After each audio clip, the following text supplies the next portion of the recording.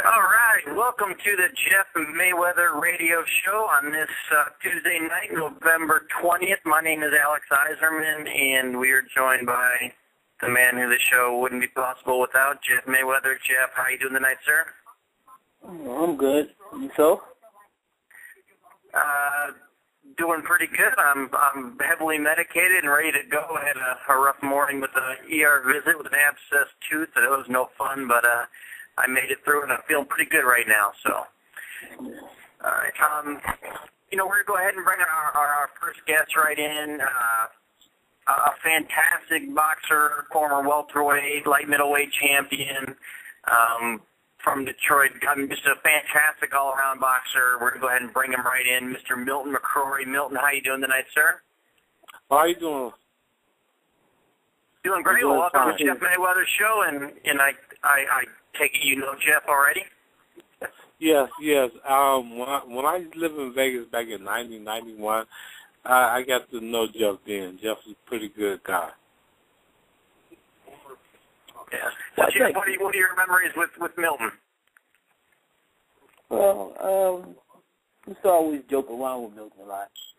And Milton doesn't really know that I used to actually see him when he used to fight amateur.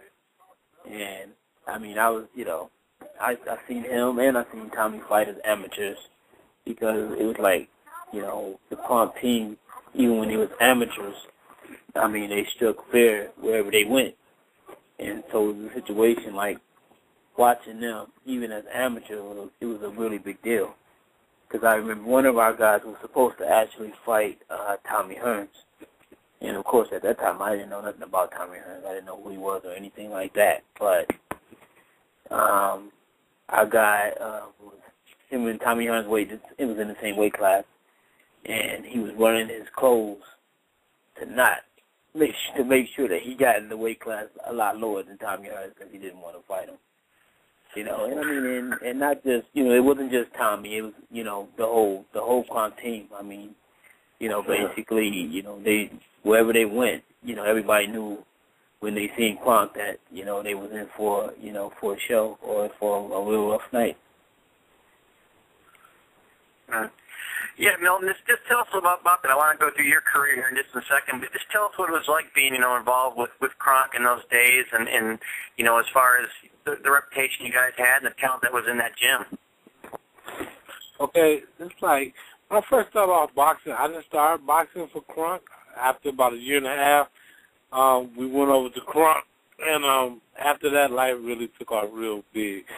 We was on a great boxing team. It seemed like it did, just like what Jeff was saying. It seemed like everybody could fight whatever weight class it was. We had a great team. Well, I mean, it's great speaking to you now. What since you retired from the ring, what have you been doing since then?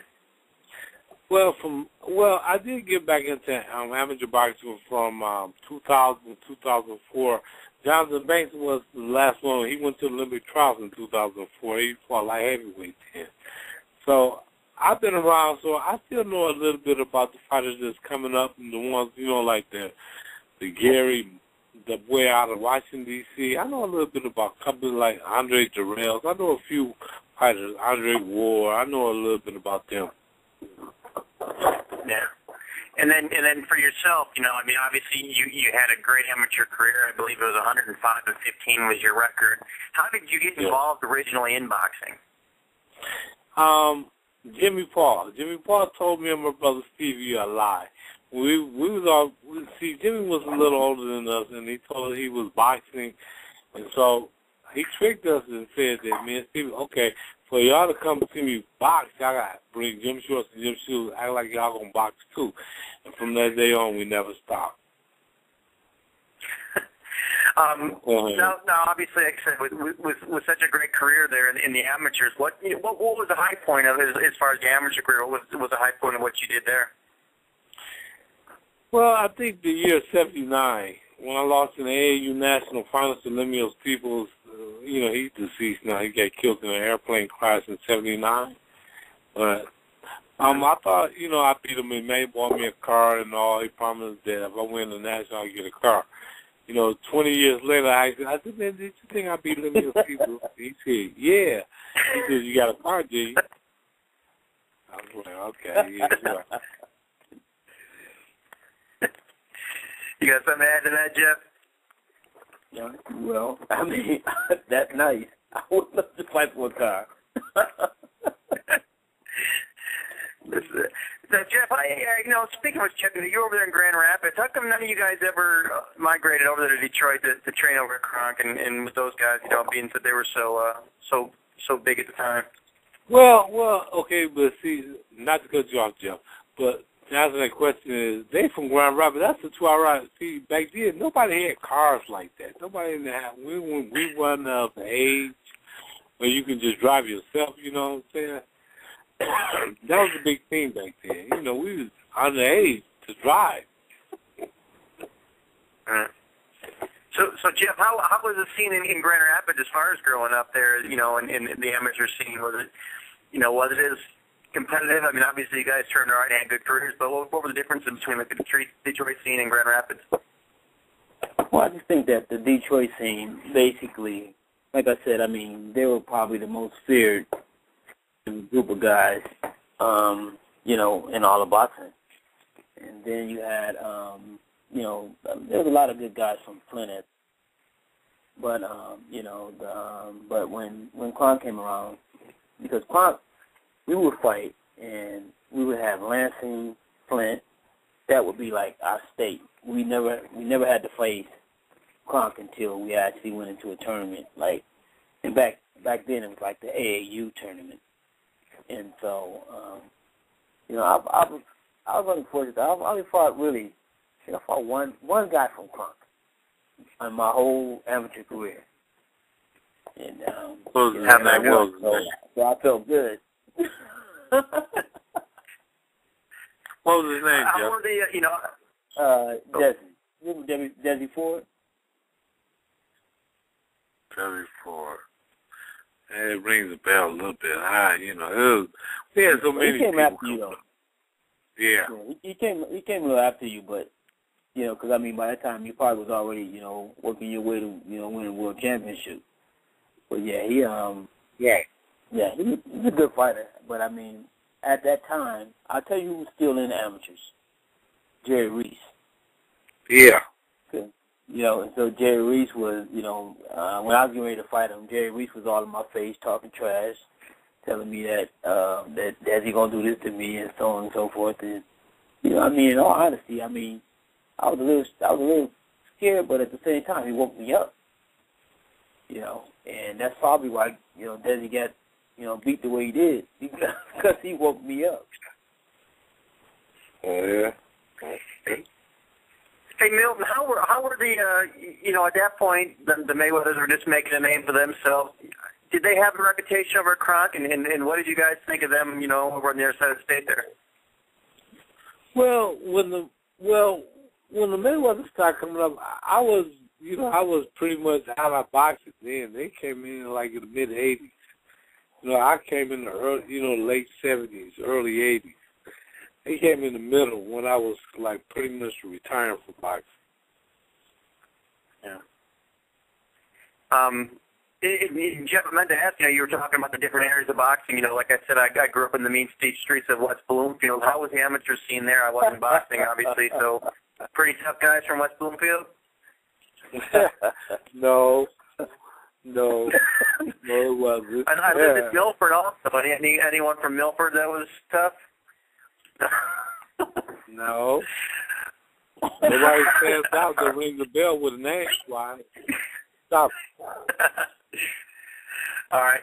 Well, actually, so Milton, as far as when you came into Kronk, who were some of the guys that were already established or that you already looked up to, and then who were the kind of guys that you came afterwards and kind of looked up to you and that you took under your wing? Well, Tommy Hilmer, Kenty, Tommy Hilmer, Kenty, Bernard Mays.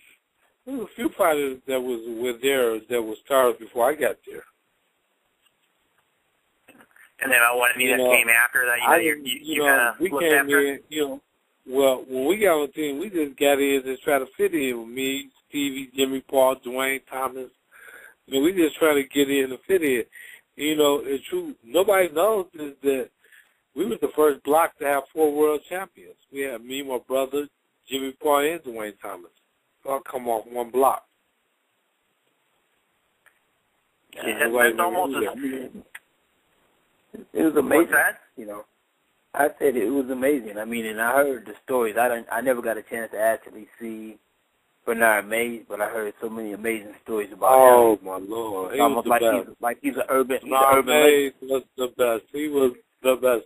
Any crunk fighter that knows Bernard Mays knows he was the best fighter ever. Not Tommy Hearns, not Milton McCrory, not him McKenzie. This guy Bernard Mays was the best.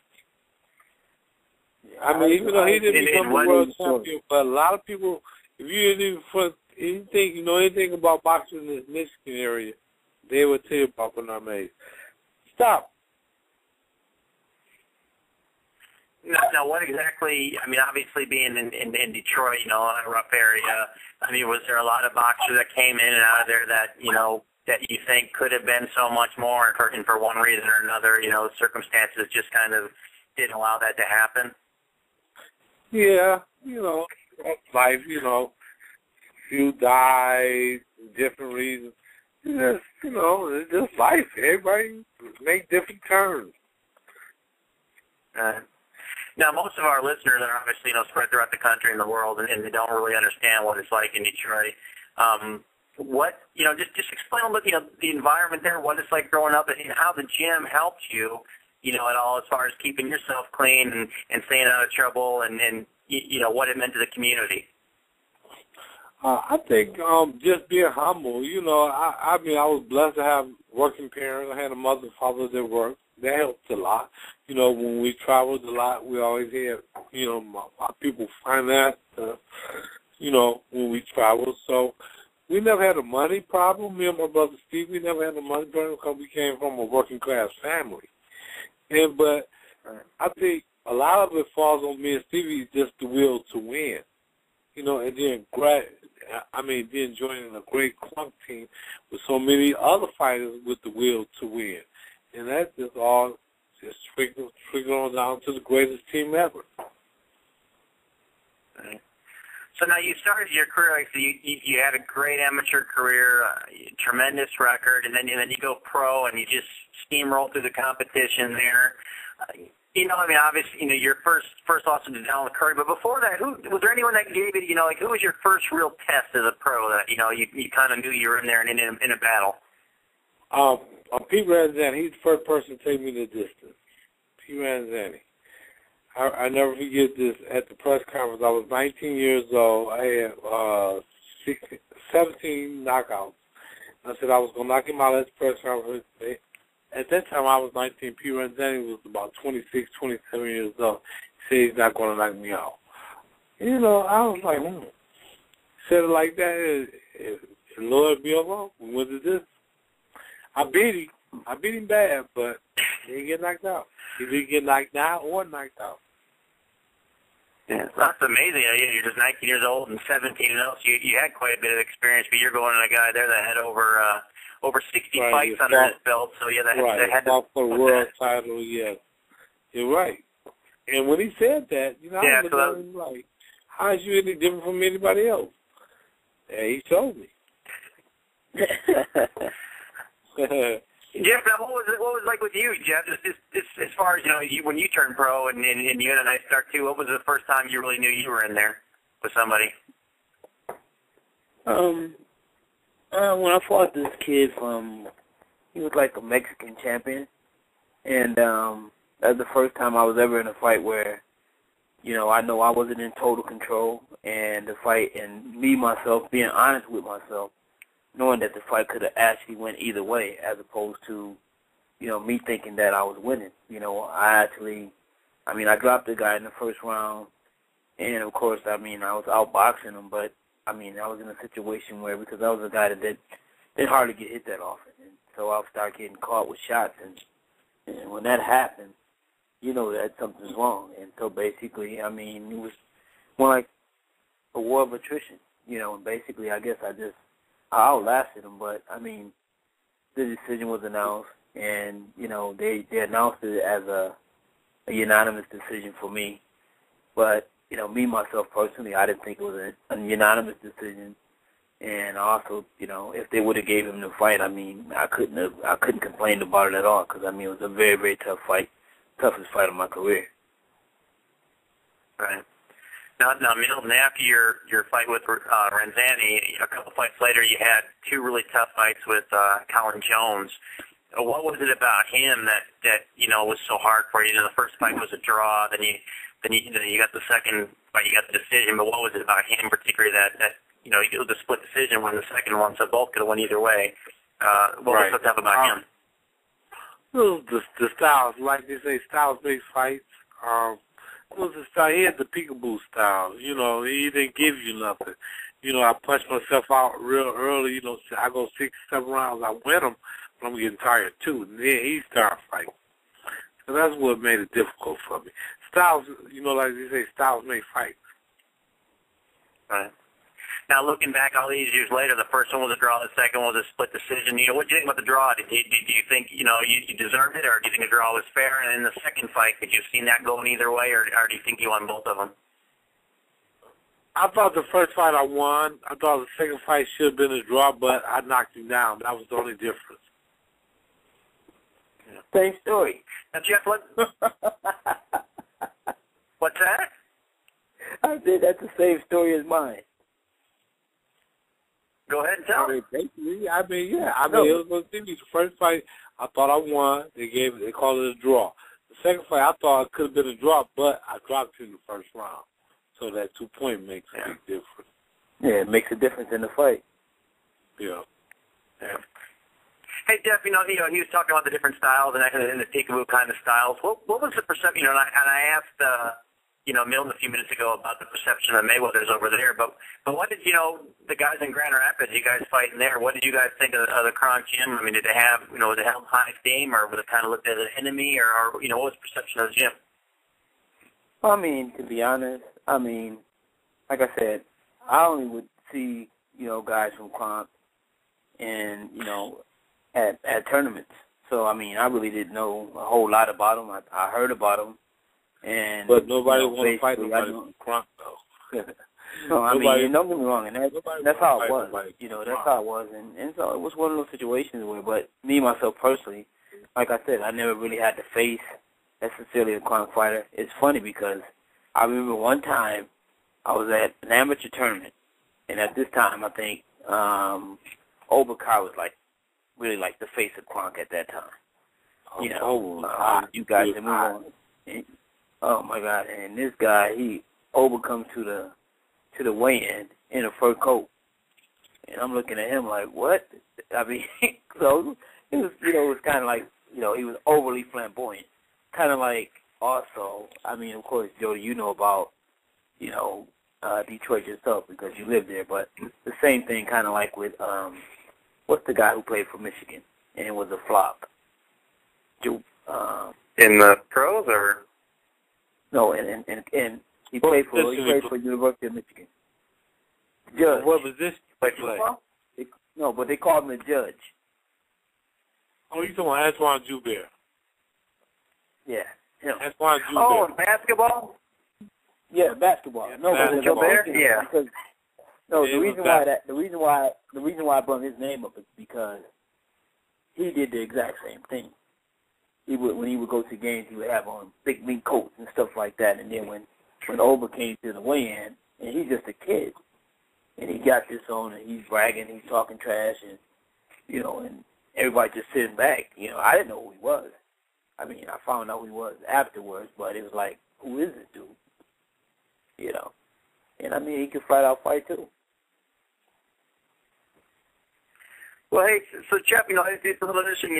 Milton had mentioned how there was 4 champions from one block, but as far as you brothers go, obviously you guys are quite sure of your abilities and thought you guys were great fighters. So personally, within your family, was it kind of like a you guys against Kronk thing? Because they had a lot of attention for being so many talented fighters out there, and did you guys talk amongst yourselves like, hey, single-handedly, you guys are as good as anything they got? Well, Go ahead, Jeff. No, me personally, like I said, it didn't affect me at all. I know that Floyd Sr. would go there from time to time and he would fight.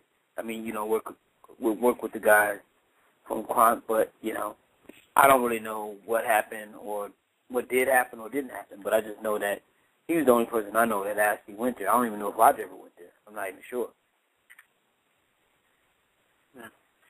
Milton, you were going to say something? Did you have something to say about that? No. I know. I cut you off. I can't say nothing about people that, because I was at Kronk. I don't know how other people felt about coming to our gym to work. I know it was hard work. Yeah. Do you remember when Floyd went there, Floyd Sr.? Do you have any recollections of that? Oh, no. He's way after me. I was done with boxing in the late 80s. All right. So now, you had some hand problems. Unfortunately, that seems to be the downfall of a lot of fighters. But, you had some problems with your right hand. When did that start, and how did that affect your career? It started a fight about 81. I was going to fight on the Tommy and Sugar Ray first fight on the undercard. I was just like semi-main. I was going to fight for the North American Championship. And I took a fight up here in Detroit 2 weeks before, about 2 or 3 weeks before that. And I hurt my hand real bad. And then the first day of training, it was, I damaged it again, and my fight got canceled. I was the semi-main event on that undercard, which Tommy and Sugar Ray, the first one in 81 in Vegas in Caesars Palace. Yep. So then, your first loss came to Donald Curry. Explain that fight a little bit. Were you 100%? Was your hand okay for that? I know you came in short notice, but just kind of tell us a little about that fight, and did the hand affect you a little bit there? No, I think my hand was at that time it was pretty much 100% ready. But the problem there was I had outgrew welterweight. I had got up to about 172 pounds, and I was coming down to 147. I was dead. I was starving to make that weight. That's why they made boxing like it is today. They weigh in the night before. See, back then you weighed in the morning of the fight, so you can't get that power and fluid back into your body like you is now. How they do it today. Because back in my era, a lot of fights was getting hurt. So now, after that fight, you had a couple more victories, and you fought Mike McCallum and lost that one. How was your health going in that one? And then also, why after that fight you only fought like 6 times in the next few years? What was happening with you there that prevented you from getting in the ring very often? Well, because I was getting to the point that I was done with boxing. After my third loss with Lupe Aquino, I think I was in '88 when I announced that I was retiring. Then I quit and I came back and I won like about 2 or 3 fights, and then I quit again. And that was it. I realized that it was my best days was behind me. At 26. Now you had such a great career. You won titles, but you never fought any as a really, really huge names, the Durans, the Leonards, the Haglers, people like that. Was there any instance where you almost got to fight one of them and maybe it fell through, or why didn't we ever see you with some of those guys? And then they talked to me and Sugar Ray. And then that's when he announced that he had to detect. No, that was after he announced he had to detect Shredder. He was making a comeback. He took the comeback fight with Kevin Howard. That was the tune-up fight for me to get the WBC belt back there. But Donald had won the WBA. So, was there ever any regret that you didn't get a chance to fight any of those, and then maybe put a huge stamp on your career? I would have loved to fight Sugar Ray back then. At that time in the early 80s, I wasn't having a problem to make weight. 2 or 3 years later that I kept that belt, I had blew out of welterweight, but I was still making a weight, fighting the same, doing the same thing that I was doing. I was just fighting off my heart then. Right. Well, speaking of those 3, Duran, Leonard, and Hagler, in your prime, which one do you think you matched them? Was Leonard the one you think you would have matched up best against? Well, I think Duran and Cuevas turned me down as a fight. When we did offer to fight them, they both said no after Hearns. They didn't want to deal with any more tall fighters. Right. So now, you finished a great career. Do you, any regrets looking back, or anything you wish you'd been able to do that you didn't, or are you pretty satisfied with everything that you didn't accomplish? The only regrets I would have, I would say, is like the fight, not the Donald Curry fight, but the fights after that I lost. Quick notice, 2 weeks notice, 10-day notice. I was just coming off the street fighting them guys. I was giving them good fights, but I look back on it, I shouldn't have did that. Right. All right. Well, that unfortunately, that's your career, but it's, moving on a little bit. A couple weeks now ago, the guy that trained you and so many great people there at Kronk Gym, Emanuel Steward, passed away. Just give us your thoughts and what he meant to you and what he provided for you as a fighter growing up in the sport. Emanuel was a great father figure to every fighter that was at Kronk. Like I said, he bought me my first car. He bought me my first suit when I graduated out of high school. So Emanuel played a big role. He taught me he taught the tall, skinny guys the proper way of punching. Locking up on our punches. Right. And what did he mean for, just all the guys in general? Were there a lot of guys that he really, maybe saved from ended up doing wrong things and, letting the downfalls of Detroit swallow him up? How did the fighters in general embrace him? A lot of, some people did do wrong, not a whole lot, but some people did do wrong. But we had a great team, and everybody kind of went their own way. The ones that made it and the ones didn't. What can I say? It's life. It's life. Everybody ain't gonna be that perfect angel. Yeah. Now, Jeff, we got to talk a little bit before on the last show and stuff, but I know you didn't train with them, and obviously maybe you should have because you might have got a car out of the gig. But what were your thoughts of Emanuel as far as a trainer growing up? In the time when he was so huge in the Michigan boxing scene. Jeff, did we lose you? Uh-oh, did we lose Jeff here? Oh, I gotta just wait.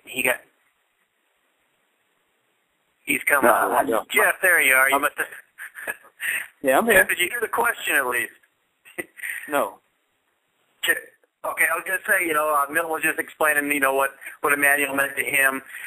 Go ahead and tell us a little bit about what Emanuel, like I said, maybe you should have trained with him because Milton got a car out of the gig. But what did Emanuel mean as far as you, being such a giant in the Michigan boxing scene? How was Emanuel perceived and regarded to the people over in the Grand Rapids area? Well, I think that Emanuel was, received in, not just by the Michigan area. I think that, Emanuel basically, pretty much he's more like a legend. He was like a living legend. Everybody knew about him. Anywhere he went, people knew of him. And I think that, in most people that actually got a chance to know him, whether they want to be honest, with themselves or not, I think that every person that ever, picked up a pair of mitts and called himself a trainer has a, inspiration and, or aspiration to, to achieve, maybe even a third of what Emanuel achieved as a trainer. He had a phenomenal career, and he's a great man, a very fun-loving guy. Every time I met with him, we would talk, and, he would always encourage me, that he was always giving me compliments and things that, that I was becoming a great trainer, that, to stick with it, and like I said, my situation, was like, it was almost like surreal, you know, for me to be walking out of the other corner, you know, against Manuel, you know, because this is something like this guy is, you know, has been a legend, and I mean, there's nothing that you can say about his achievements and everything, and you know, for me to actually be walking out of the corner, going against him, you know, in a heavyweight championship bout, you know, I felt like, hey, I'm finally here now. You know, I finally arrived, you know, and it wasn't really so much, of course, I would have loved to have beaten him, but, you know, it wasn't so much about that as it was, you know, just the fact of even, you know, coming out the opposite corner of a great legend. Which heavyweights was it? Vladimir Klitschko and Sultan Ibrahimov. Oh, okay. So yeah, you know, you heard Jeff talk about that, Milton. What was it like, you know, when you got to go into a fight and you had Emanuel Steward in your corner? Did you already feel like you kind of already had a leg up on your competition and you had a big advantage going in because, you know, no matter who they were, who they came in there with, you know, you probably had the better training going in. I mean, was that, you know, a big boost to your confidence? No, I mean, I look back on it now and you think, I never thought about that people looked at our trainer as, well, you got Emanuel Steward in your corner. That means that you're a great fighter. No, I didn't look at it like that. I mean, you know, when you're the athlete, you don't look at it like that back then. Like, oh, I got Emanuel, so that means that this team right. is good. You know, it don't necessarily mean that. Yeah. What was, you know, tell us, you know, we spoke a little about it first time, that kind of stuff, but you know, personalities, you know, especially with trainers these days, you know, they're almost the biggest stars, if not bigger than the fighters that they're with. You know, you have the Freddie Roaches and the Roger and Jeff and Floyd Mayweathers and you know, and the Robert Garcias and all these, you know, these managers or the trainers are almost becoming as big as stars as fighters. Do you feel that did Emanuel have a personality where you felt that, you know, he kind of was seeking the limelight, or was he, you know, all about you guys, his fighters? I think it was all about the fighters. I mean, I think the training part was coming with it, but I think it was all about the fighters. The main thing, if we win, then everybody else going to get pulled in too. You understand what I'm saying? If we win, we keep dominating like we keep dominating. So you have to say somebody is teaching them how to dominate. And guess what that falls back to? Emanuel, right? Exactly. You know, and that's the one thing I find with Jeff. You know, Jeff's very much about him. You know, he always stands in front of his fighters. Right, Jeff? Say it again? I was messing with you. I said, you when you train, it's all about you. You know. No, of course not. No, but you know what's funny? You know what's funny is this, is that even though, you know, just like Milton said, it's not so much about the trainer and things like that, but at a certain point in time in Emanuel's career, Emanuel is the guy who actually became trainer for hire because because of his success, everybody wanted a piece of it. And you had guys who had just gotten beat by this guy say, wait a second, I want this guy. You know, and so next thing you know, Emanuel be in the corner of the other guy who just beat the other guy. You know, and so, I mean, everybody wanted, you know, as much of that as they could. And so, and basically now what you're seeing now is because of Emanuel. You know, Emanuel became the trainer for hire. And now it's like that. If you become a hot trainer, everybody goes run to you. And every trainer is not good for everybody, but just because you have success with one fighter that can hold a title for a long time, a lot of fighters now, especially one of the things with fighters nowadays, they don't want to accept defeat. They want to blame the trainer. They got to blame somebody. Yeah. The second they lose, what they do is they go find whoever they think is the hottest trainer out there right now. You know, and that's how boxing has changed. It changed in that way.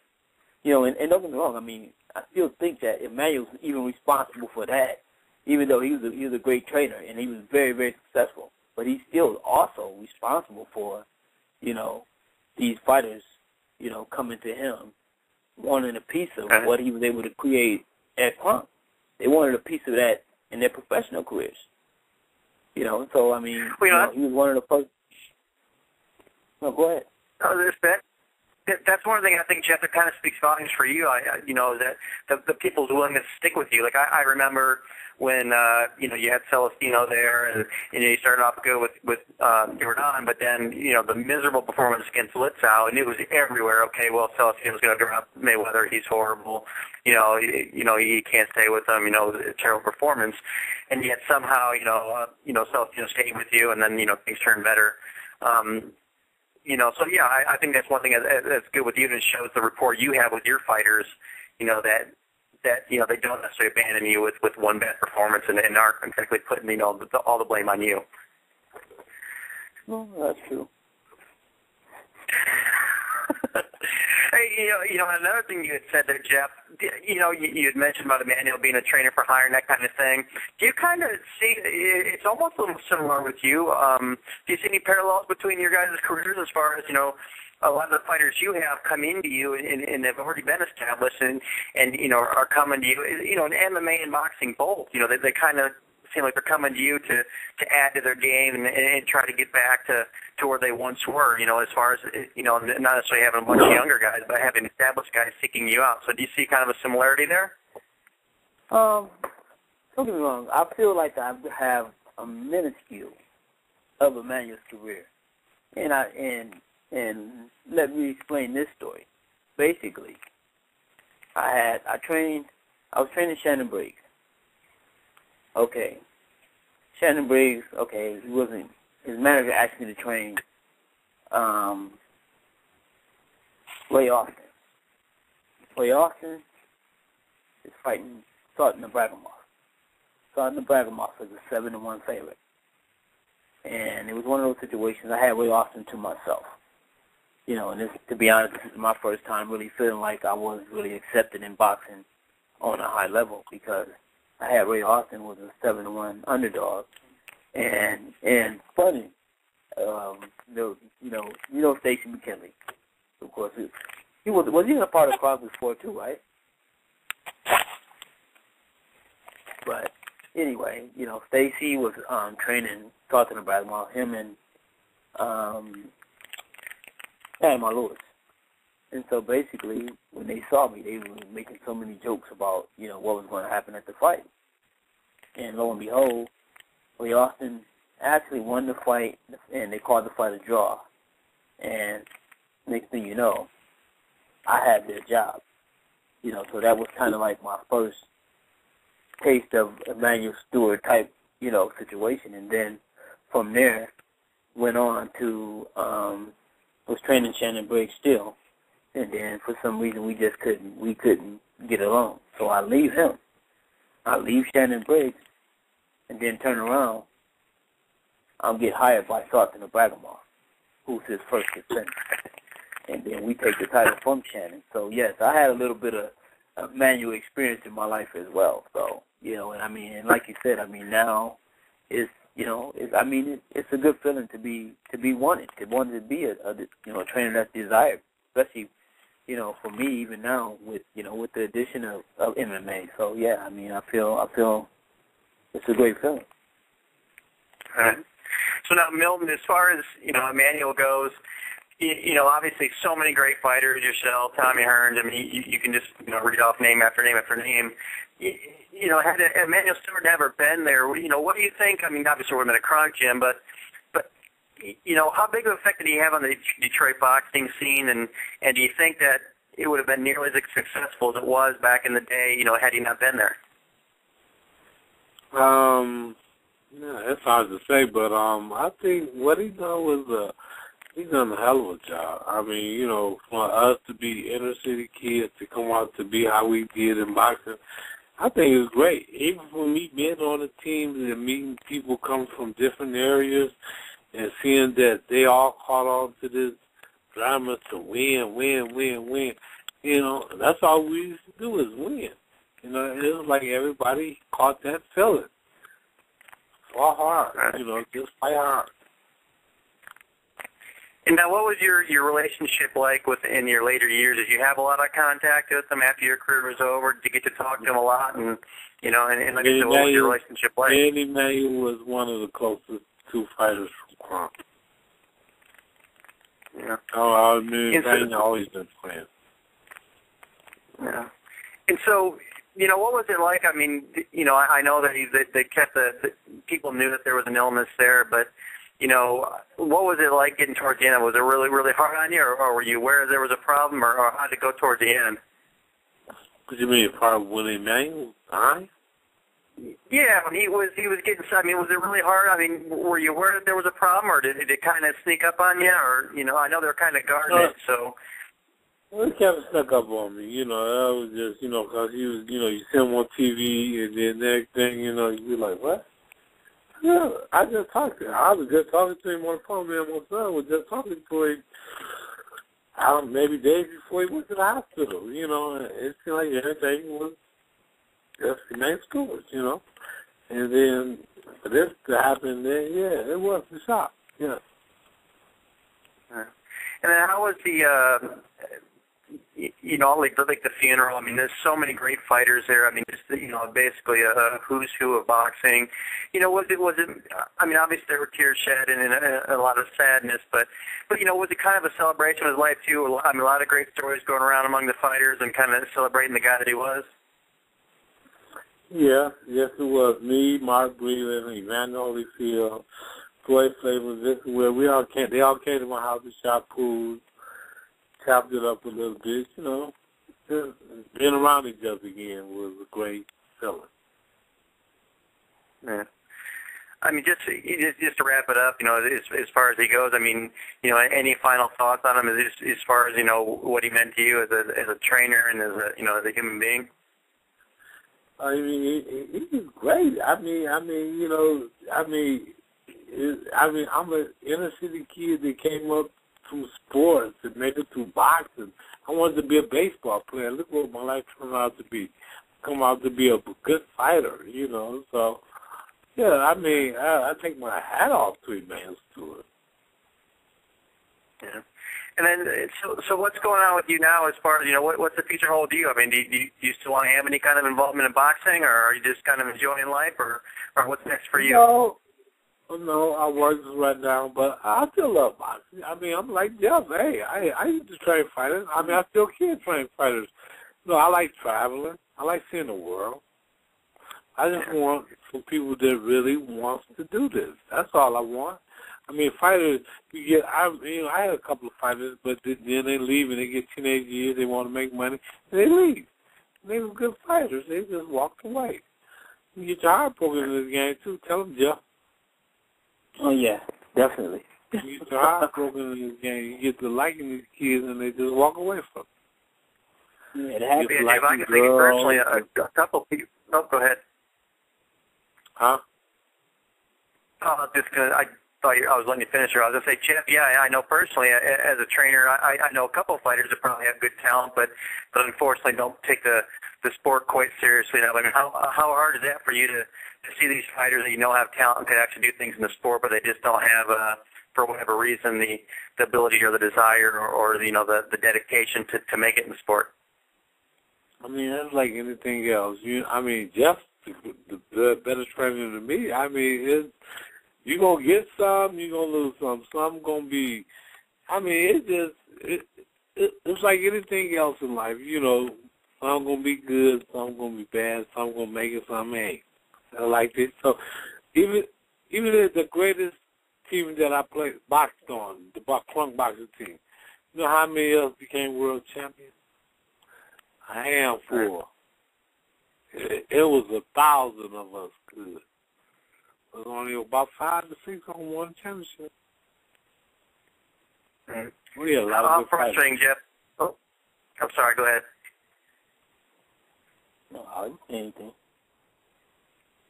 Oh, I thought Knowles had more. No, yeah, Jeff, so I guess how frustrating is it for you when you see these guys that have, all this talent and for whatever reason or another, they just don't put it all together in the ring and, like, say, either, drugs or girls or jobs or whatever, just kind of pull them away from the sport? Well, I mean, it's one of those things that, that's a personal thing, So me as a trainer, that's the one thing with me as a trainer. I mean, I actually try to make that person,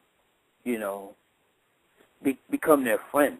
I mean, I want to know what makes them tick. I want to know if they're having a problem with their girlfriend. I want to know if things that aren't going right at home or whatever the case may be, because, at the end of the day, that person is trusting me with their life. No one thinks that way, but I think that way from the second a person decides to train with me, and that thought sticks with me, because I've seen many fighters lose their life in the ring, and so basically, to me, a lot of times I don't care what kind of talent you got, but if you're a person that's BS and thinking that you're just going to make it on talent alone, I don't care to be a part of your situation, because it's one of those situations in which I've already there's been several times that I've let fighters go, because I have a certain personality, and I deal with people a certain way, and if I can't really break that ice with that fighter, to the point of trusting one another, I don't need to train them anyway. Right. I've seen you do that. I've seen you, with world champions, stop working with them, not only because, you thought you guys didn't mesh well, but because you thought, they might be a bad influence on your up-and-coming fighters.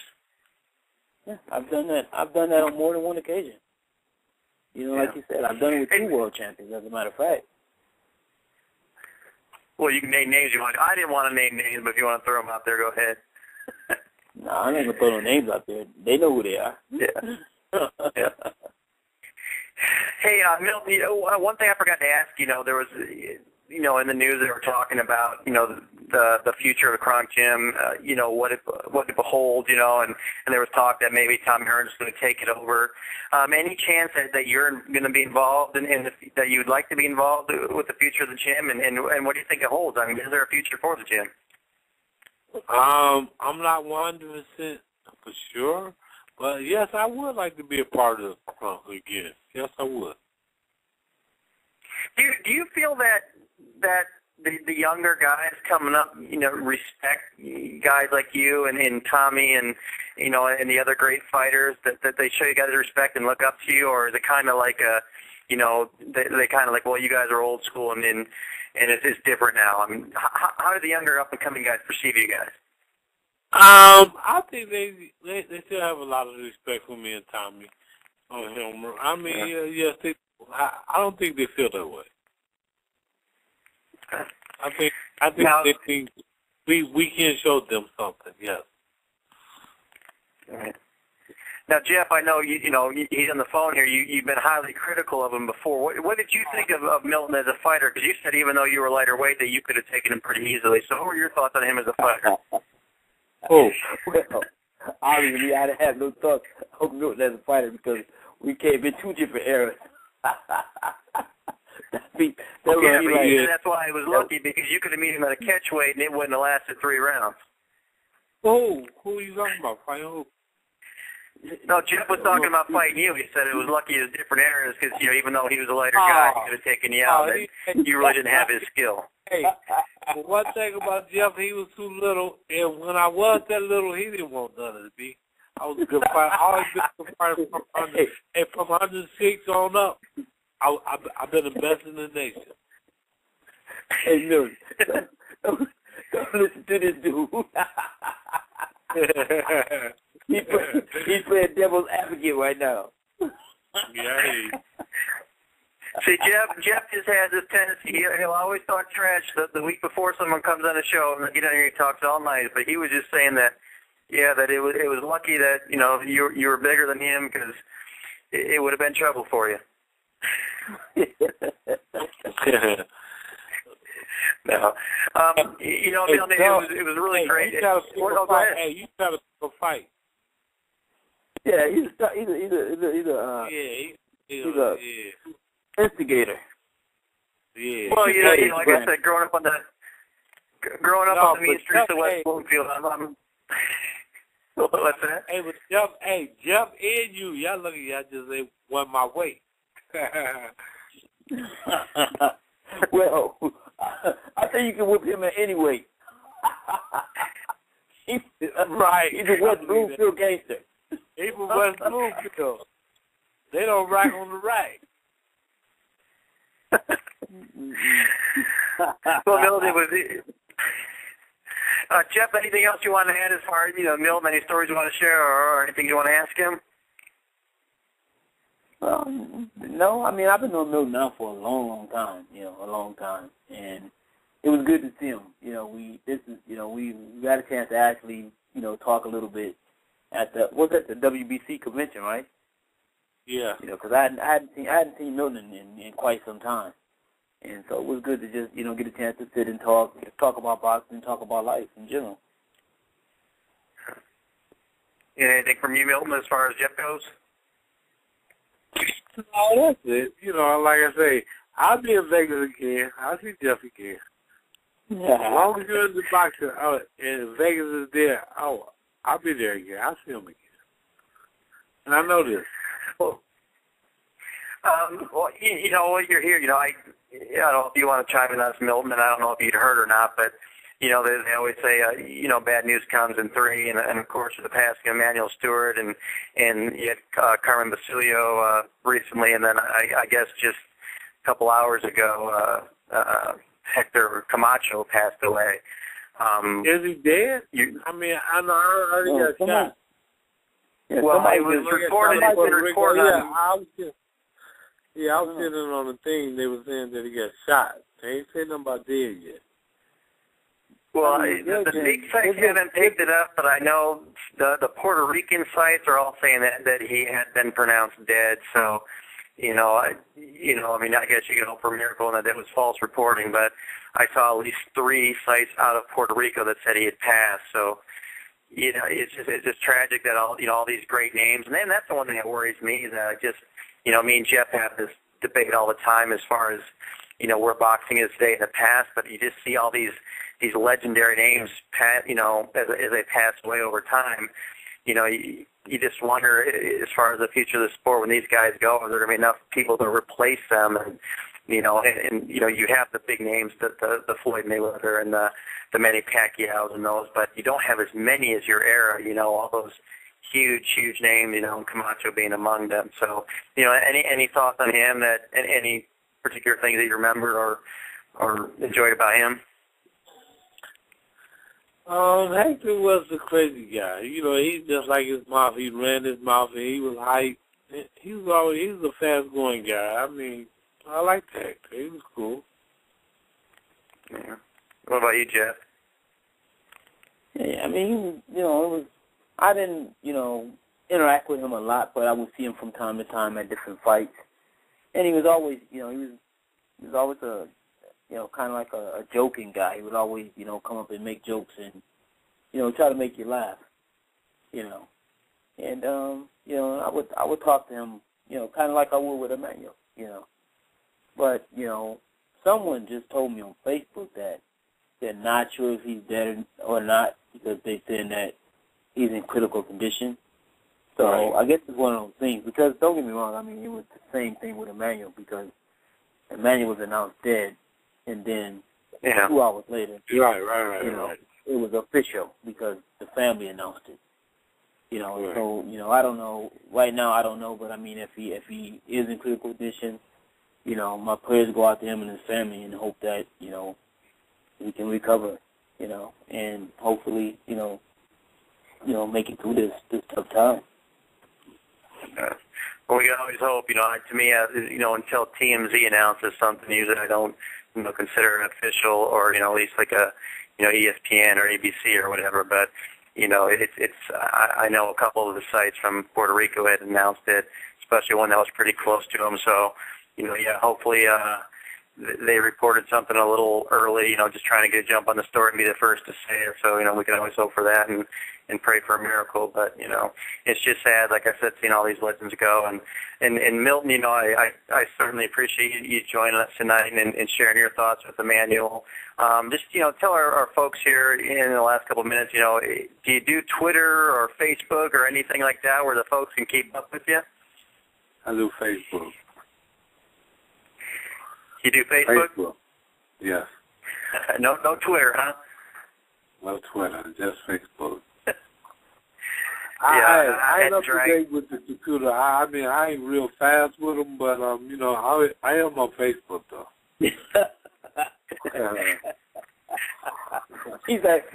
loves his Facebook, but I had to drag him kicking and screaming into the Twitter world. So, but so folks, keep up with there. Anything else you want to add to to your fans or to the people that listen to the show before you go?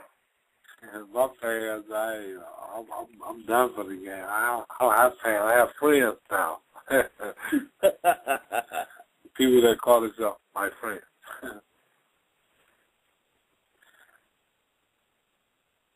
No, but boxing is different now. It's a different era now. It's a different time. It's just totally different now. Even with the score system now, how they do it. You can, it's not about knocking a guy out no more. It's all about outpointing the guy. It's just totally different now. Knockdowns don't even count no more. Jeff, what do you think about that? Well, I mean, I just think that the biggest thing that I see more of than anything with boxing now is the fact that fighters don't want to hold themselves accountable for losing.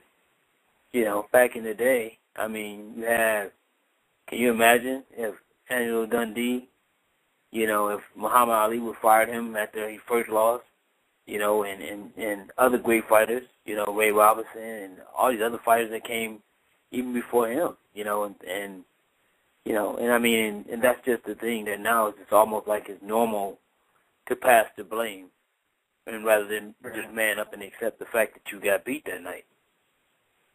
Hey, Milt, one last thing before you go. We don't normally do this, but we just had a call in here from the 313 area code. I don't know if they're just trying to listen in or have something to add, but we'll go ahead and bring them in there.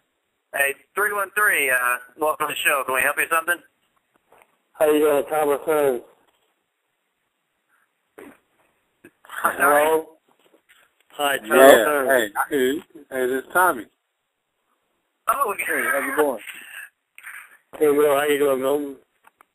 I'm good, Cap. Yeah, good, man. It's sad. I heard some things on the press today about Hector Camacho, man. That's very sad news, man. Another great fighter is being. I don't know if he's taken out or just taken down right now, but it's sad news about that. Yeah, thanks for joining us, champ. Didn't expect you to have in here, so thanks for joining us late. I was telling Jeff before, I grew up in the Detroit area, and I had the four heroes growing up. I had Billy Sims, Lou Whitaker, Isaiah Thomas, and you. So thanks so much for joining us. And yeah, it's definitely sad about Hector Camacho. And any particular thoughts that you had on him as far as a person and a fighter? Well, I thought that Hector was one heck of a fighter, as well as a heck of a person. He was always very polite with me. When I met him, and whenever I see him, he was very polite and nice to me. So I had him with great thoughts about him. Well, I don't know if you got to hear any of the show we were talking about earlier. We talked to Milton for the last hour. We've been talking about his career, and then we talked, obviously a lot about Emanuel Steward. Just first, what were your thoughts on Milton as a fighter there, and what did you think about him? Well, Milton was definitely my man. I always been my man. And in the gym, he was a tough guy to work with. Even myself, he was tough to work with. And me and Milton had great days and great time in the gym. So, I have no but respect for Milton, total respect for him, because he always showed that he was game, that he wanted to prove that he belonged in the ring with anybody. And Jeff, what were you know, and Tommy, I'm sorry to get to introduce you. Obviously, Jeff's on the show with you here. Jeff, you know, just going back, your thoughts on Tommy, you know, growing up in the same state, and as far as his fighting goes. I mean, he was probably the most feared amateur that I know of. Like I told you, we had a guy that on our team was supposed to fight Tommy, and he went and spit. He ran with his clothes on. He did everything he could to not be in that weight class to fight Tommy. So that right there, you know, speaks volumes. So, and I mean, I know he wasn't the first one, and he wasn't the last one to do that. So what was it like there as an amateur at Kronk, Thomas? I mean, Milton was telling us earlier, you know, that guys were scared to fight you. You know, your reputation was you know, pretty fierce. What was it like as, you know, in that environment in the Kronk gym? You know, did you see the other fighters just didn't want any part of Kronk? Well, most of the time, there was no guys that really want to compete with the guys from Kronk, because the Kronk fight was always a little bit more advanced than the rest of the guys. And so that made it very tough for them. So I think that Kronk just made a name for itself, and that people had to really deal with. You know, once they started to meet up with them, they had different thoughts about fighting Kronk, or even just getting in the ring with Kronk fighters. I mean, for a long time, Kronk was the dictator of the boxing ring for a long time, and then all of a sudden, you know, we just stopped doing what we were doing at first. I think it's sort of like people just forgot about what got us there, what made us the ruler of the boxing game for a long time. So I think that was the problem right there. So, Milton, tell us a little bit about, you know, as far as Tommy, how was he perceived in the gym? You know, it's easy for us on the outside. You know, there's this legend, Hearns. You know, this was the guy. But, you know, inside the gym, how did people look at him? Was he kind of the leader, or you know, or was it someone everyone wanted to take out and show, hey, if I can hang with him, I can hang with anybody? How did the people look at him? Well, Tommy was the leader. Well, I call him my nickname. I call him the Cap. He was the captain of the team. Tommy was a leader. He showed us. I mean, he changed my perspective of boxing. I mean, when he was the amateur, he was a nice boxer. Then when he turned pro, he became this killer, and I liked that killer, and I wanted to duplicate that killer, and I did. You know, I became the champion right after him. So I got much praise to Tommy. Tommy Elmer showed me a whole lot when I was young, when I was 18 and 19, coming up to now, professional rank. So I learned a whole lot from them. You know, to jump on guys. That was Tommy's thing. Tommy jump on you. See, thanks for coming. You know, I always thought that boxing Milton was definitely a gift to me, because Milton always made it difficult for me in the gym. Milton was a guy that was not backing down fast at all. No. And Milton just stood his ground and showed me that he deserved respect. And you know, when people show you that they deserve respect, then things start to calm down a little bit. And I'm not saying that I was such a world beater or something like that, but you know, in the gym, I asked for respect. I wanted to be respected in the gym. And Milton was a guy that told me, well, you know, hey, yo, Cap, you do your thing, I'm do my thing, you know. And right. That's very well. We just looked out for, we just learned that we both were going to be in a fight. Whenever we got to ring together, we knew that we were going to be in a tough training section. So, I mean, I respect that. You know, I totally respect that. You know, you're always me and Jeff have frequent debates over the popularity of boxing now versus then, and you're always my standing argument. I always say, you know, when I grew up, we always, you know, when I still remember when you were getting ready to fight Sugar Ray Leonard, you know, we'd sit there and that's what we talk about at the bus stop. We're waiting for the bus to come and we talk about that fight. And I always discuss that with Jeff. I say no kids anymore discuss boxing. You know, they're talking about the NFL or Xbox or whatever, but it's not boxing. It's you know, it's not the same. I mean, but you know, a lot of it has to do with, you know, now you have Pacquiao and Mayweather, and they don't fight each other, so the fights just don't get talked about as much. But yet, you know, in your era, you had the Durans, you had the Leonards, you had the Haglers, yourself. So, I mean, do you feel that it's just, you know, what do you feel like your era? Do you feel you're really lucky that you were in a time when you had so many other talented fighters to, you know, to really showcase what you could do?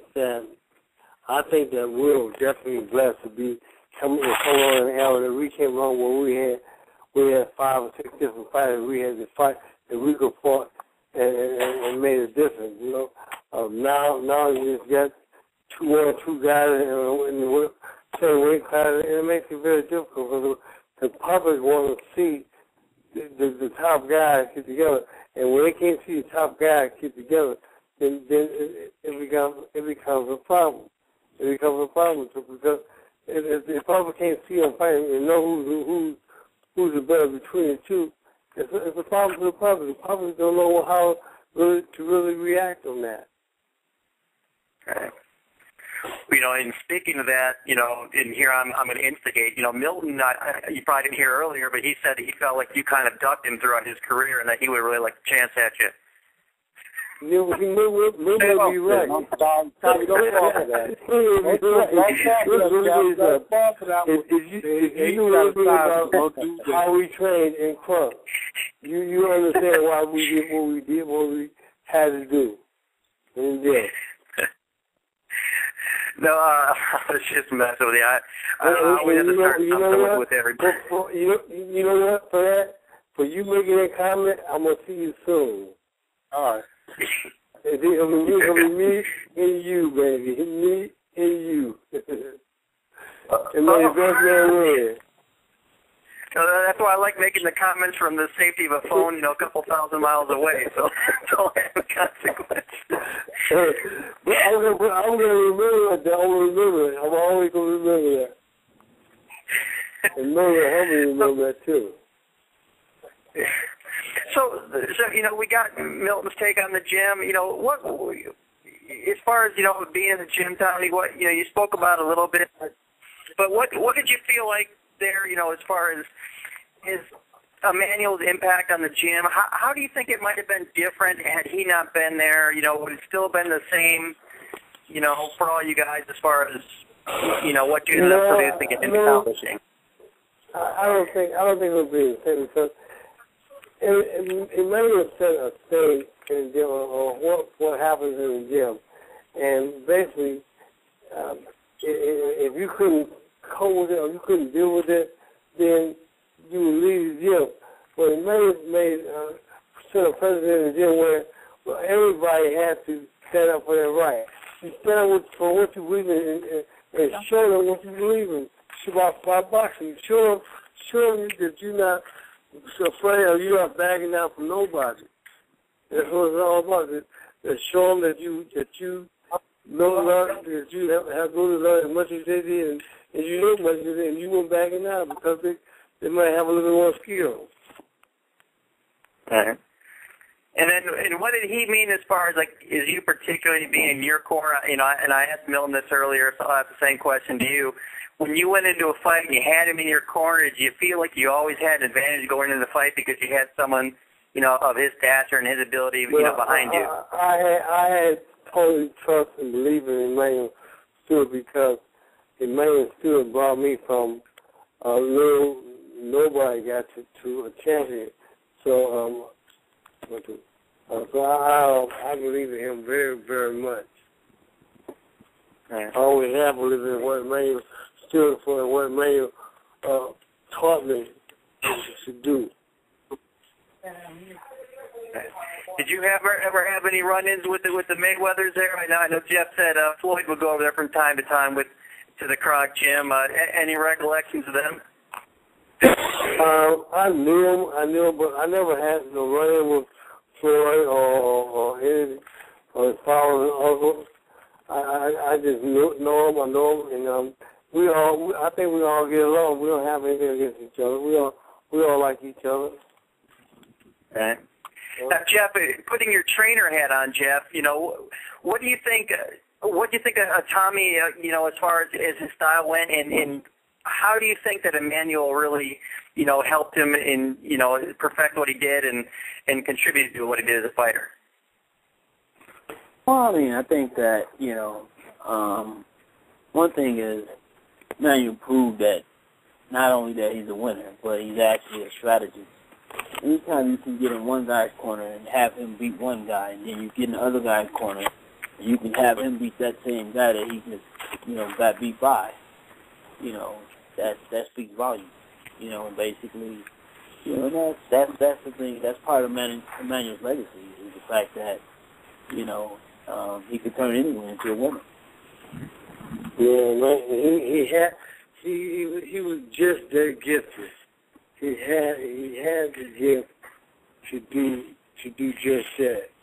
Turn a loser around to a winner. The man has to go to do that.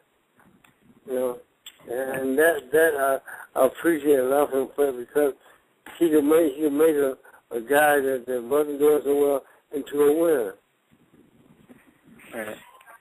What do you think, if you didn't have him, you just had some other trainer, what do you think your career would have ended up being? It's very hard. It's very hard and difficult for me to say. Yeah, I don't know because that man just had the skills that I needed to move me on. I don't know if I had anybody else to do that or not. So I really can't speak on that. All right. Now, right before you came on, we had talked about the future of the Kronk gym and asked Milton, if he'd be interested in, of course, the things were going around on the internet that maybe you'd be interested in taking over the gym. Any truth to that? And, what do you think is the future for Kronk gym? That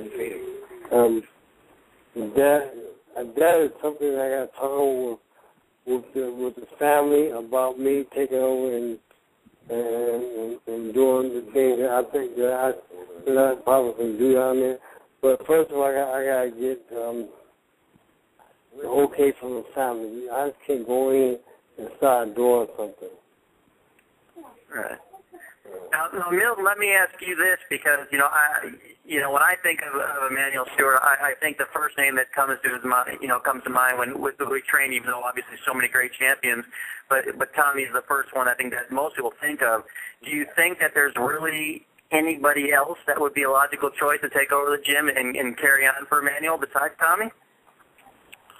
No, Tommy is the biggest name. So I would agree with that, Tommy.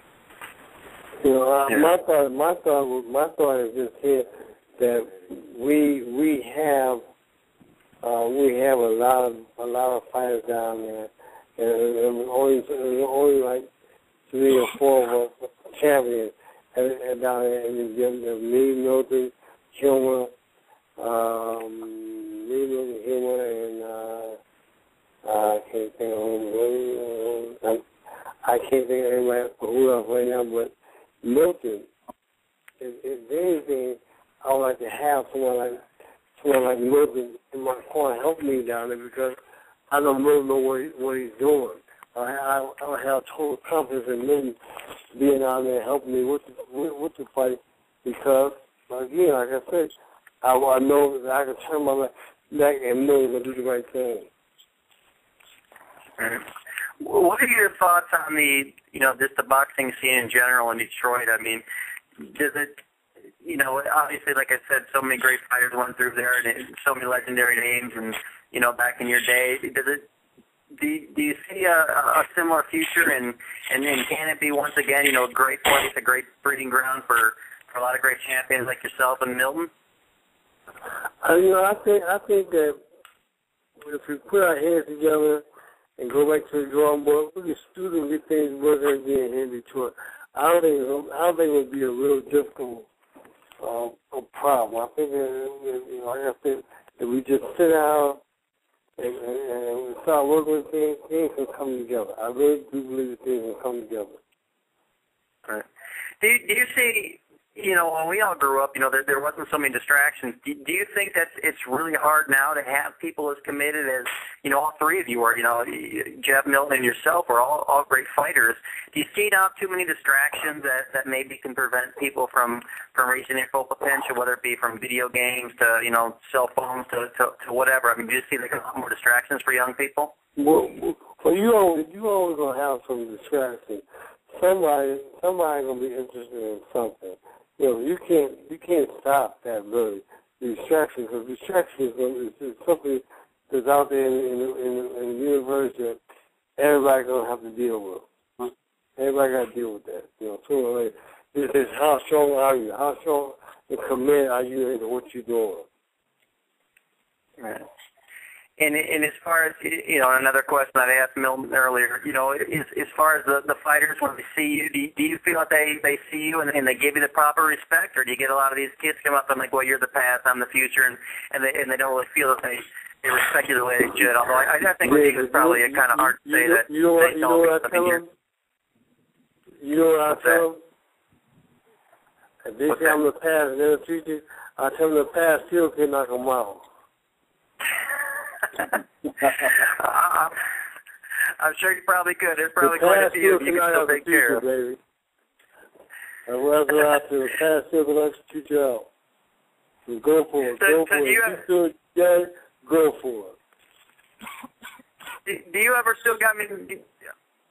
Boxing's different than football and baseball, obviously, and you came back several times, but even now, it's still kind of hard for you to resist the urge to get in there and mix it up a little bit? Is it hard for me to get in and mix it up? No. It's not hard for me to get in and mix it up, no. Why would it be hard? I mean, if I want to get in and mix it up, it should be no problem whatsoever if I want to do it. Just go do it. Yeah. Oh, and this is a little off topic, but I did want to ask you about how's your son doing? I know he had an injury in his last fight. How's he doing?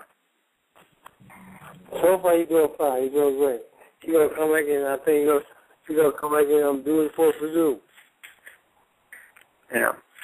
All right, and then right before he came out, sorry, go ahead. Tommy? Hello? Go ahead. Oh. Hello? Hello? Yeah. Hello? Hello? All right. And then Tommy, just as far as like the funeral went, right before we were talking about that. How tough was that, or was it more of a celebration? Was it great getting together and seeing all these guys that became great champions under Emanuel? How was the funeral? It was great to see everybody and see all the champions come together and support Emanuel, see Emanuel all. But for me, it was really sad. It was a sad thing, a sad moment for me. I couldn't really catch myself in time and get myself and really focus on what I was doing. Because of the state of mind I was in and what was going on. So it made it very difficult for me. It made it very difficult. All right. Now, Jeff, one thing I want to ask you, the trainer, I forgot to ask you, and I think what spoke volumes about him as a trainer, he trains a great guy like Tommy, and then you have someone like Vladimir Klitschko, different country, different style, different side, Andy Lee. What does that say about his ability as a trainer, that he could train, such different people from different worlds, instead of just one type of fighter? Yeah, it doesn't make no difference where you're from back home. I mean, as long as you take instruction and listen well, Emanuel can train. Emanuel will show you how to do it, and then you will know how to do it. Right. I mean, Jeff, what are your thoughts on that as far as, his ability to work with different people from different walks of life? Well, I mean, boxing is universal. so it doesn't make a difference. You know, I mean, the champion that I trained was Russian. Now the champion that I trained is Panamanian. So I've had that same experience. So it's one of those situations in which, you know, boxing is universal. So it doesn't really matter where you're from. Because if you got the right person in front of you and you have the right chemistry, you know, you guys are going to be successful. That's right. That's right. It's all about how you think when you walk into that ring. When you walk into that ring, what your basic thoughts is about. I mean, are you confident with your ability? Are you confident that you train hard and you ready to go out there and put on a war? Or you just confident that you want to go out there and try to put on a good fight? You know, those are things you got to ask yourself when you're stepping in. And I try to make sure that when I go out there, that I'm out there to put on an incredible fight, make sure that people are going to get their money worth. That's what I'll be trying to do when I go out there and to fight, you know?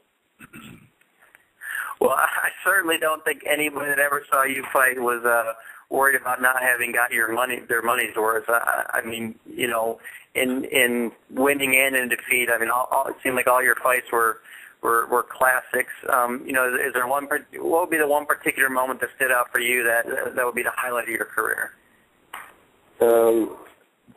The highlight of my career was when I won my first world title. That started everything for me, got me excited, and motivated me even more to do more. Because that first time was like, man, it was so long coming, and when I finally was able to get the title, I was a very happy person, very, very happy person. Okay. Now, you know, obviously the most famous fight you were involved in, I guess, would be the Hagler fight. Looking back on that, I mean, how do you look at that fight? I mean, obviously... To you, that's the most famous fight. I don't look at it like that. It wasn't a good fight for me. It wasn't a good fight for me. You can picture that. That's what I was going to ask. That's what I was going to ask, you know, because people always say, you know, the third round was one of the greatest rounds, if not the greatest round ever. I mean, it was an incredible fight. For them, it was the greatest round I've ever seen. But for me, it was the most difficult thing I could ever done.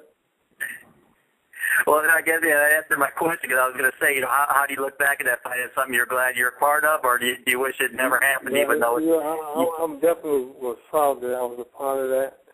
You know, I just wish the outcome would have been a whole lot different, because I'm telling you, as soon as that bell rung, I was going to get him. I was trying to get him. And just so happened he was able to, he was standing the little storm I put on. But, you know, my thought was to get him out of there as quick as you possibly can. And that's what I tried to do. Well, it was, you know, it was like, I was obviously on your side. Like I said, you were one of my 4 heroes growing up, and, you know, it was just an incredible fight. And, yeah, and unfortunately it didn't turn out, you know, the way we would all liked it. How is your relationship? You know, there's been talks about, you know, Sugar Ray kind of organizing a tour, I guess, of you guys all going around. How is your relationship with Marvin Hagler, Sugar Ray Leonard, you know, Roberto Duran, those guys? Do you guys have kind of a camaraderie, a brotherhood, or do you guys not talk to each other that much, or how's the relationship? Oh, yeah, I think that we all can come together and do whatever we want to do, because we all do have some liking for each other. You know, we know that we're all been in a big fight. We all made each other a lot of money. So, you know, if we get together and do something else to make more money, I'm sure we can do that with no problem. Yeah, I'm sure you can still do it together. If they don't want to get together and make more money, we're going to kick your butt again. Whoever wins, you're going to kick your butt again. Well, yeah, so if you all put on the trunks today, you think you could take them all now? Oh, man, I do my job, man. I do my job. Whatever I got to do, I do it. I mean, that's what it's about, man. Like the one guy wearing like Marvin Hagler, you know, I don't want to really say, but I'm going to say anyway, I'll try him again. Because all you do is just tell me, yeah, let's do it again, and I'm ready. I mean, I know I got to train, but I'll skip all that, just go right in. Well, Jeff, you know, I think that's kind of the difference between you and Tommy there. You said you knew it was time to hang him up when you didn't have the desire to get in there anymore. It sounds like Tommy still wanted to get in there and kick some butt. But see, right now, Tommy ready for the ring right now. But the right person step up, I'm going to run to the ring.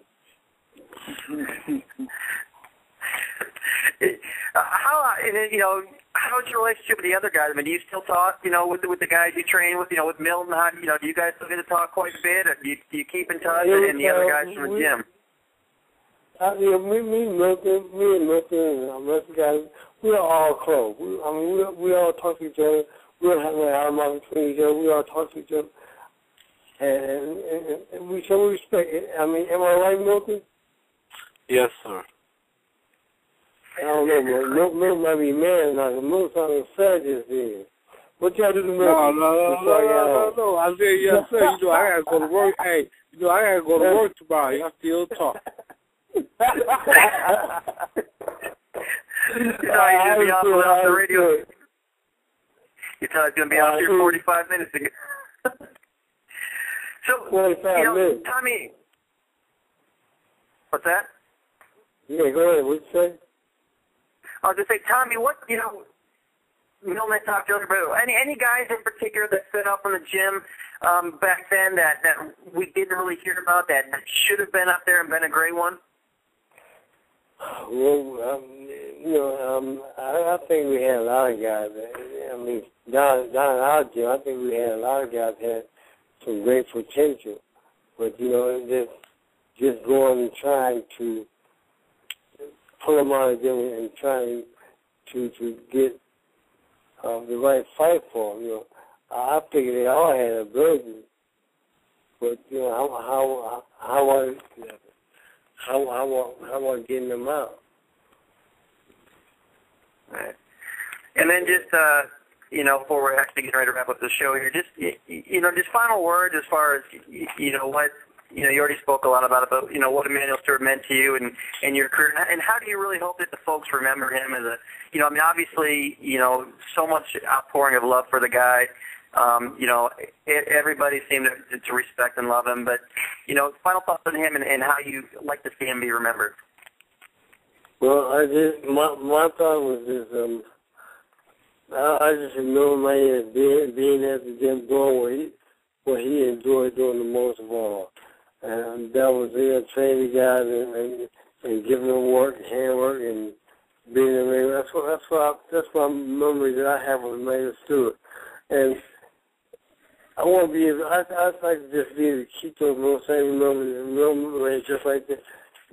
Glad and willing to give anybody the work that they need to work to help them advance themselves. Right. And Jeff, we talked about the possibility of Tommy taking over the gym. What would you think of an idea like that, and how important is tradition and that kind of thing to build a legacy? And what do you think that a guy like him could be, carrying on the name? Well, I think that Tommy himself has a great name and a great legacy, and it would be ideal. There's so many great fighters from Crump that can actually come and be a part of it, and and probably even assist him. But there's so many champions that came from that one little gym, but of course, Tommy's name, it reigns above, it reigns louder than all the other names, and so you would think that he would be, the perfect candidate for the job, to keep everything afloat. Yeah, and I think, Tommy, you'd probably be the, people are never unanimous on anything, but I can't think of a single person that would probably say that you're not the person to take over that gym, and hopefully things turn out where the family kind of bestows their blessing on you as far as doing that, and I think all the boxing fans would love to see you take over that gym. I think, to be honest with you, I think that if it's going to happen, that we should go in there and make a evaluation on the gym and pick some of the good fighters like Milton McCrory, someone Kennedy, and myself to run the gym, because we are the first champion down at the Clark gym, and I think that we have the ability to go on there and run it like it should be ran. Yeah, Milton said he'd love to be involved with the gym, and I think that'd be awesome just to see all you great fighters from the past there, really rally around the gym. If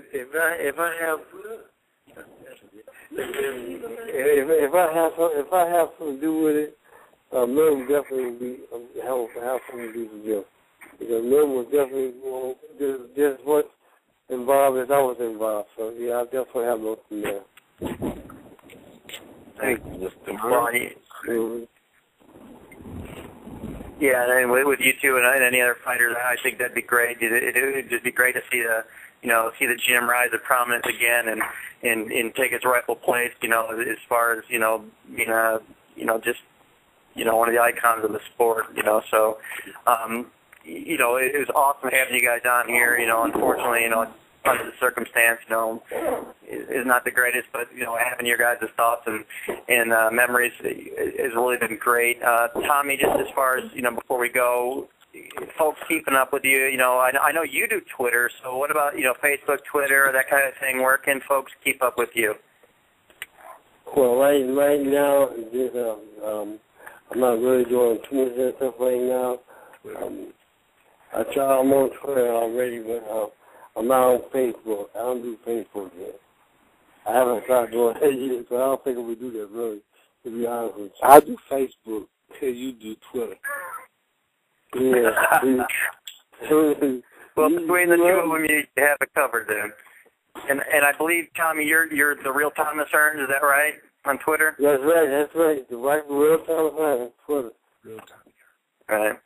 Okay, and anything that you'd like to add before we go? Like I said, it's been such an honor. I mean, honestly, like I said, literally, I had 4 heroes growing up, and you were one of them, and that's one of my fondest memories is sitting there, having arguments with my friends, saying why you were going to beat Sugar Ray Leonard up in the fight, and it's been such an honor having you on here. Just, any final things that you want to add before you go? Well, I just want to say to the public, to say thank you very much for all your support and your love through the whole time I was out there doing what I enjoyed doing. And nothing I can find, anything that I can want to do more for the public than get out there and perform for them. All right. And then Milt, I know we were excusing you 40 minutes ago, but anything else you wanted to add? No, you got this day. His day came on. Everybody sat down. All right. And Jeff, final words from you, Jeff. It's been a great night. Two awesome fighters here. Just any final thoughts? No, this was like a pleasure. I was glad that Tommy finally did make it. And it was a great show, a complete show. And like I said, it was good catching up with Milton again. I hadn't seen him in since the WBC convention, so it's good talking to him as well. Yeah. Oh, yeah, Tommy, before we go, last thing I was going to ask you, how did you like the trip out here to the WBC, the convention they had here a few weeks ago? Did you have a good time hanging out with all those great fighters? I had a great time because I got to see all the fighters, man, and we had a great time together with each other, man. We just laughed and talked and just enjoyed being one of them. That was wonderful. Yeah. I know. See, you almost wanted to beat me up there too, because I got a picture with you and Iran Barkley, and you were mad at me then for asking to get a picture there too. Man, I wasn't mad at you, I was mad at Iran Barkley. Man, why you want me in every picture, Iran? Nobody don't know you, man. Get off the pictures. We had fun. When I first introduced myself to Iran, I was like, man, I shouldn't even be talking to you because you fought my favorite fighter growing up. But hey, maybe we have the Hearns Barkley 3 somewhere down the road. Oh, man, don't tell Barkley that, man. Barkley will go crazy. That's all he want to do is fight. I think he's out of your weight class now. While he was down there, Barkley challenged Evander. He told Evander he wanted to fight him. Is that the hardest thing? Fighters never die. Yeah, that must be the hardest thing is to give up that. Oh, go ahead. It's kind of hard to give up. Boxing is a sport that you just get hooked on you. It's hard to give it up. It's very hard to walk away from it and say, I'm quit, I'm done. Right. Does it help a little bit for you having a son in the business? Does it help you kind of carry on your competitive juices in a younger body, a younger version of yourself, or is it even worse because you know what you went through and you preferred maybe he played golf or something instead? Nephew. No, it's kind of hard for one thing because you know what? If I get my son out of boxing, then I gotta look him over at my nephew. My nephew Jonathan Jackson is boxing, and it makes it kind of difficult because one of these another one comes in, man. I said, when's this going to ever stop? We'll be boxing all our life. Out there, I hear you. It's, and it's got to be hard for oh, go ahead. Hello? Do you feel, and hate to bring up, Camacho's son here, but you have, like your son, Camacho's son, and other people like that. How hard do you think it is for those guys, and Floyd Mayweather obviously being the exception, but how hard is it for your children to compete under that name? I mean, is it just something that, they feel, how hard is it to be for them? It's a very difficult thing because for them to compete on that level, man, it's difficult. It's a difficult situation because everybody can compete on the same level, man. And for them coming in trying to compete on my level, and I know the guys have not had the experience that I had, so it's going to be very difficult for them to compete on that level. It's going to be very hard, but fans don't understand that. Fans expect them to do well like I did well in the boxing. And it's hard because they haven't had the experience that I had. Right. So, and then fans don't look at that. They'll say, well, you boxing. you're going to do something. Right.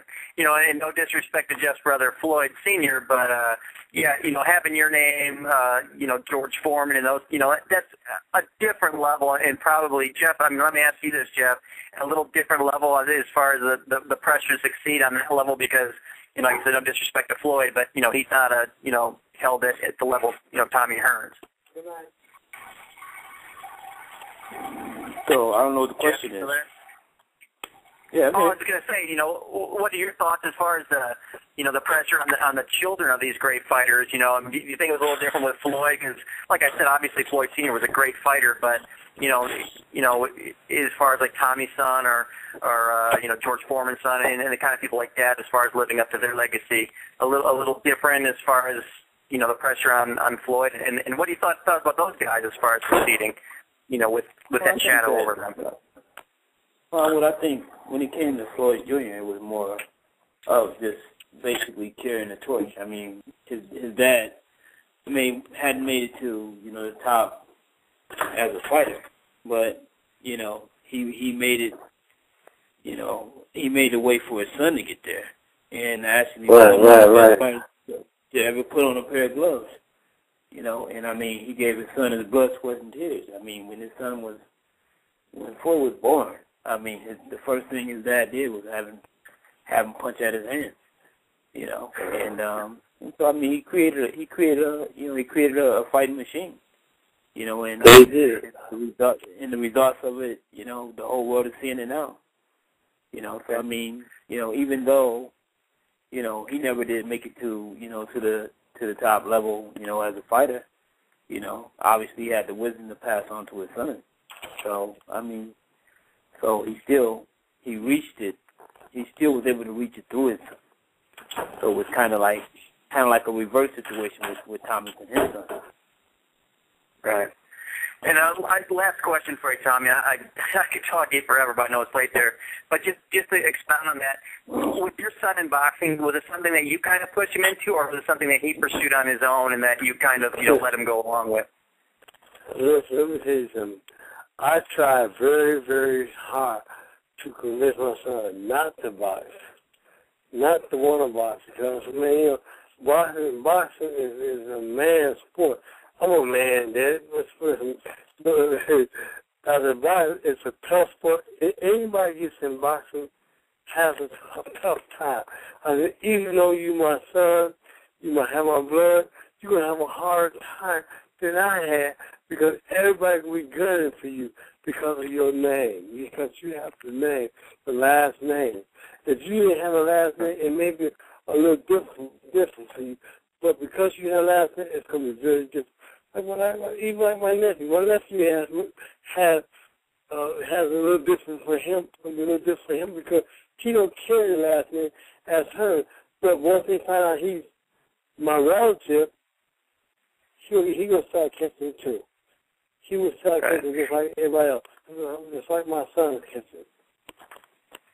You know, and that's what's kind of. Go ahead. I was going to say, that's what's, really unfair to those guys, is that they can have a lot of accomplishments and do really well, relatively speaking, but, when people, outsiders say, well, it's not what Tommy did. Oh, it's not nothing, and even though they, do something really well and have a very respectable career and accomplish a lot, people still look down on it, and it's not right, because, you should be judged for your own person and what you accomplish and what you get out of your own abilities. Right. And that's why I say, well, people don't judge you like that. They judge you for who you are yourself and what you can do. And say, well, he was nothing like his dad or like his uncle. His uncle was so much better. Okay, we know that, because where his uncle came from, or where his daddy came from, that's why he has the name that he has. But everybody got to have a fair opportunity to be who they are. If everybody have a fair opportunity to go out and prove to the world who they may be and what they stand for, I think you have a much better shot. Yeah, and I think, Jeff, you get a lot of that too. People, they look at Floyd, but they say, but he's nothing like his Uncle Jeff, right? Yeah. Well, sometimes people outside is 20, and sometimes it's worse. All right, well, I'll let you go here. I mean, like I said, it's such an honor talking to you. We really appreciate, sharing the stories with you, and love to get you back on sometime. I think I speak for everybody that enjoys boxing that we really hope that it works out with you and Chronic Jim, and you raise them back up to, to the rightful place where they belong in the boxing community. Jeff, anything else you want to say to Tommy before we let him go? And I want to say to Jeff, when you hear that we're doing it at Crunk, please, come on down and help us. I'll give us a little helping hand, Jeff. Would you be all right? Jeff, did we lose you? I think we did. Boy, it's some problems here. Let me see if we... No, Jeff's on there. Jeff, are you still there? Says he's on. Maybe, I guess he's not. It says he's on the radio, so I don't know what happened. I apologize for that, but Jeff really had enough. He had enough. No, I think I missed it. What have you been doing? He just asked you a question and you ignored him. Yes, I did. Y'all didn't hear me. Well, go ahead and answer again then. I said, Jeff, when you hear that I'm down to the gym, down Park, running to the gym, if you get a chance, please come down and just just show up. That'd be great. You should show up and do whatever you want to do, man. No, definitely. I appreciate that, Jeff. No, I mean, actually, I'm planning on trying to make a trip home soon because I done got in Vegas so much, and I don't really get a chance to go home too much, and I'm trying to make a trip home like early next year. And definitely, I'm gonna stop by Clark while I'm there. Oh, that's good. Sounds good, man. Definitely come out, and I appreciate that, man. And you guys at the radio station today. So what? And Tommy, if I get there, I'm going to bring some of my old friends from West Bloomfield, the hardcore group that we had, and we'll come in there and show you guys how we used to roll in West Bloomfield. Bro. I used to roll. Cool down, show how you used to roll. The Commerce Street and Green Lake Road crew, we're going to come down there and really straighten things out. And I could appreciate that, man. I really appreciate that. It's going to be different now. It's going to be different. Jeff, final thoughts before we go? No, like I said, I mean, it's a great show. I mean, I'm thrilled to have both guests. And, and of course, I felt that, it was imperative for this show to be done, to, give the just due, not only to just, Emanuel, but to, to Milton and Tommy as well. Really the whole situation, that involved Kronk. Legendary. Because we didn't do it all by ourselves. We all had help. And I appreciate everybody who helped us make Kronk to what it is today. Yeah, I think Milton left a few minutes ago. I guess it's past his bedtime, so he dropped off there. But, I think Jeff said, what's that? Milton has to go to work. But thanks so much for him stopping by and sharing his stories. And Thomas, thanks so much for you sharing yours. And you can follow Milton on Facebook at Milton McCrory, and then Tommy on Twitter at The Real Thomas Hearns. And just echoing what he said, Tommy, we really appreciate your stories and sharing your memories there. And love to have you back sometime and discuss the success of the gym. All right, just call us up. You got me. I appreciate it. And anything else you want to add before we go? No, I just want to thank you for your time. And Jeff and you guys be good. Take care of yourself. God bless you. All right. Bye-bye. All right. And Jeff, this will be, and Tommy, Jeff always dismisses the guests, so we're going to let it, this will be a special one here. So, Jeff, do your best dismissal of our guest, Jeff, and thanks so much, Tommy, as Jeff gives you the food. I can't do that to a great guest like that. So you're just belittling every other guest we have because you can't do it to Tommy Hearns.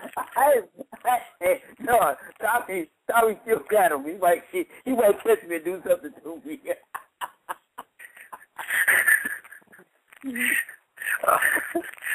Tommy. Come on, Jeff, you can't do it? Okay, you ready? Why?